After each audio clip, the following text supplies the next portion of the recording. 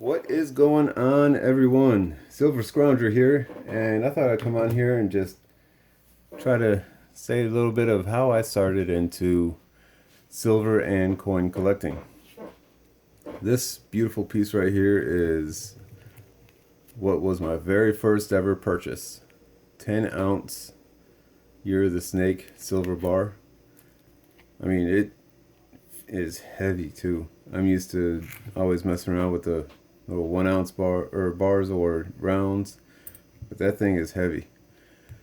I bought that one just in February of this year, 2021. So that started it all off. Then I started getting into finding all the different rounds, such as this beautiful Canadian maple leaf. I don't like these so much anymore. I don't know why I keep doing that. I think they're American coinage. I don't like these so much anymore because I've always seemed to find the ones that have all that milking, all the milk spots and everything all over them, no matter what. But they are still a nice coin, and I've got a couple of them. And then you got the American Silver Eagles. I like the design; they're beautiful, and the only problem I have is it's 1 ounce of silver, but they're going for so much more of a premium than, say, any other generic round, such as this one here. Being from Texas and all, I felt I had to have one of these. It's pretty cool. This is actually one of the ones that you can split into fractional silver. So I thought that was pretty cool. And I am pro Second Amendment, so that's another reason why I like this one.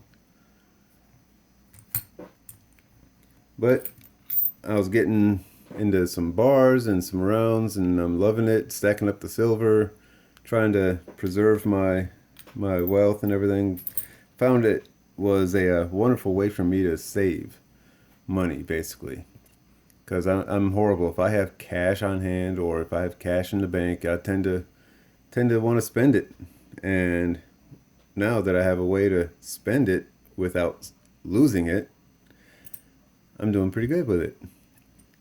Then I started getting into the constitutional silver, or as other people say, junk silver. And if y'all don't know, 1964 and older for dimes, quarters, and half dollars are all silver. If you ever notice, there's a. Do I have? Nope, I don't. On newer dimes and quarters and everything, you'll see the copper rim along here. But on all these silver coins, it's all solid. So, anyway, so I started getting into the constitutionals, and I found some that I really like more than others. Anything that's not the typical design that we see today are the ones I like a lot. Like the Benjamin Franklin half dollars here. My favorite ones are the Walking Liberties. These are the half dollars. Beautiful. And then, let me see, I'll find a nice one. There we go. The Mercury dimes. These are beautiful as well. I think these are just outstanding.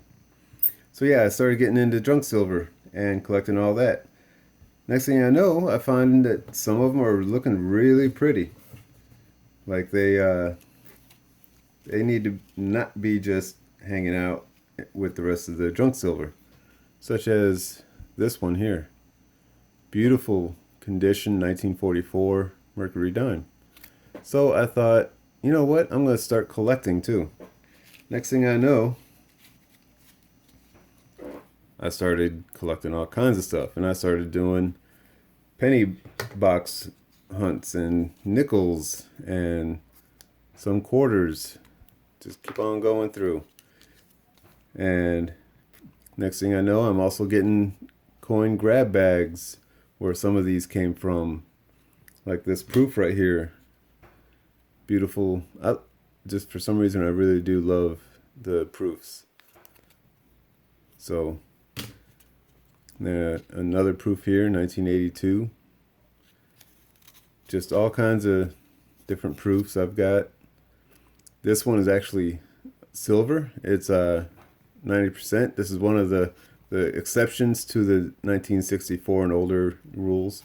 There are some silver sets that are, or some proof sets that are silver. I actually have a 1994 set that is like that. And then here's another design of nickel that I got in a coin grab bag. I thought it was really cool. And then an Indian head. I actually found this one in a penny roll. And yeah, so finding old coins like this is still possible. I just thought it was really cool, and it's not in the best of shape, so I saved it because it was my first one. Then you got the crazy ones that I get also. This was a shipwreck coin. If you want to read up on the history, just pretty much look up the 1808 British East India Company shipwreck coin, and it'll tell you everything you need to know. Then there's the nickels here, 42 through 45 war nickels are 35% silver. The way you can tell is you'll look right there and you'll see the mint mark above the building instead of next to the building. I mean, I've got all kinds of them. These are actually ones that I found in penny rolls. So they're not worth a whole lot, maybe 30 cents at the most. But I've always wondered, where the heck do these people find the really old ones that are in really great shape? Well, my thought is someone like me 40 years ago started saving them. So that's what I'm doing, so that 40 years from now those will be really nice conditioned ones. This one is a little bit different.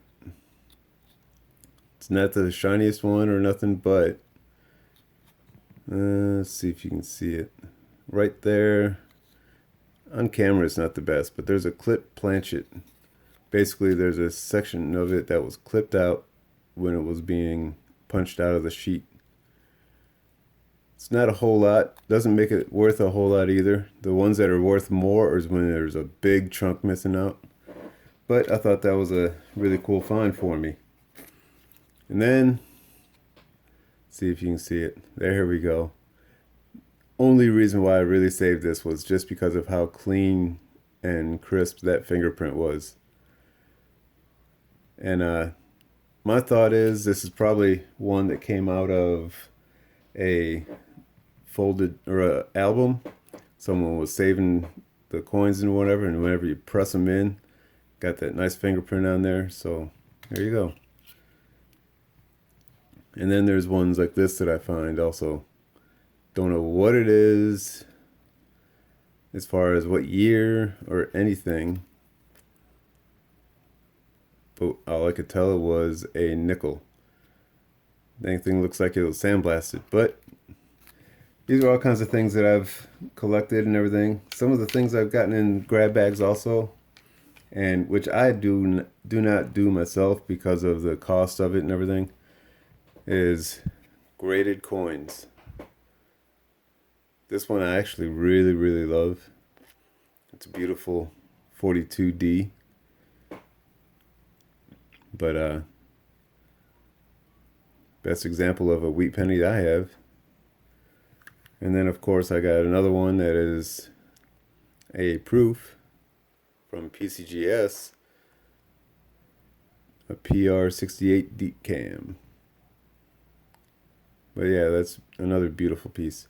So I started getting into collecting all kinds of different things. So I do coin roll hunting, I do silver stacking, I do all kinds of things, and I'm loving it.